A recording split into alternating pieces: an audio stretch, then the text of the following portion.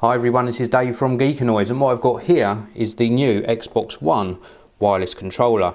And in this video I'm going to give you my opinion of this controller, also show you up against the previous Xbox 360 controller, and also take a quick look at the day one controller, which I've been using to base my opinion about how this actually feels for gaming.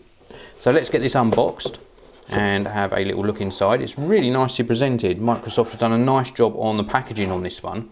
And what we get inside the box is the controller itself, which we'll take a closer look at in a short while. And we also get two AA batteries to power the controller. If you want to use this rechargeable, you have to buy the Play and Charge kit, which is either available in a bundle pack or as a separate purchase. Also inside the box we have got some extra bits and pieces. Let's have a look what we've got. So we have got a quick setup guide. We've also got accessory important information. We've also got some extra information about redeeming a code, and we've also got a rather generous, and I'm joking, Xbox Live 2-day gold trial. 2 days. Thank you very much, Microsoft. So let's have a look at the controller itself. So this controller is very comfortable. I've been using it for around about a week and a half now, and well, actually I've been using this one, which is the day one edition, for around about a week and a half, and it is very comfortable compared to the previous controller. Just to give you a little guide around the controller, we've got two thumbsticks here, left and right thumbsticks. We've also got the D-pad.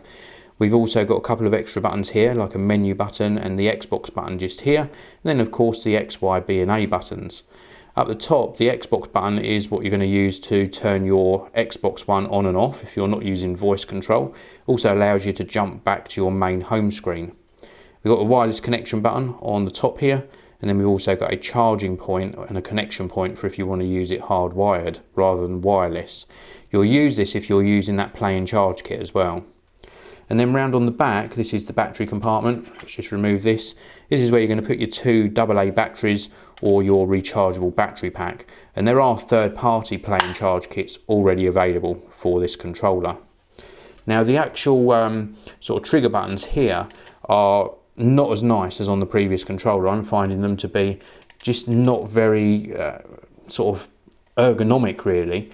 They stick out almost the same amount, and I'll show you a comparison in a short while, but it's hard to explain it. It seems like on these buttons here, you have to really hit them quite precisely, whereas on the previous one, the whole button seemed to be a lot more sensitive to touch. The actual sort of feel of the controller in my hand, I do like the actual sort of comfort level offered by this a little bit more though. So let's have a look at this compared to the day one edition. So you'll see here, the day one edition, which is on the top, has got a shiny D-pad.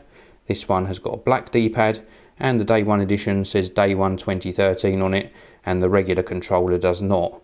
That is the only differences. There are no other differences between these two controllers.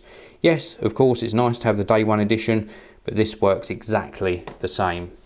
And now let's have a look at the previous generation. This is the Xbox 360 controller, and this one, if I just place them sort of in shot like so, you can see is more or less the same shape, but this one just feels slightly larger, and it's got a slightly different shape along this bottom edge here. So this bottom edge is a slightly different shape, and also if we turn them over, the sort of depth inside these parts here, this one's a lot deeper and this one's obviously a lot smoother. The battery pack's integrated in here, and on here the battery pack sort of stuck out, and it just makes it for a much nicer sort of sit in the hand.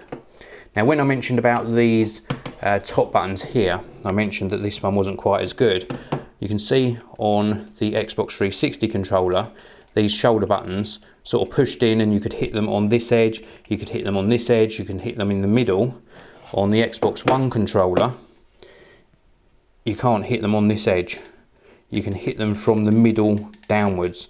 So if you do sort of start pushing up here, you're going to miss some triggers on here. So not as good in my opinion. I would have liked it to have travelled all the way down from this section here rather than just from the middle section downwards. It's a small thing, but I just prefer the way this one works. The actual trigger buttons at the back, These ones are a lot sort of flimsier, not as sort of firm, not as responsive, and this one here does feel quite a lot better. I do like these a lot better than on the previous generation. The rest of the buttons, the thumbsticks, pretty much the same. The D-pad feels pretty much the same. This one was probably a little bit more spongy feeling, and this one seems a little bit more accurate and a little bit more precise. But other than that, this certainly has won me over. This is a much better controller than the previous generation.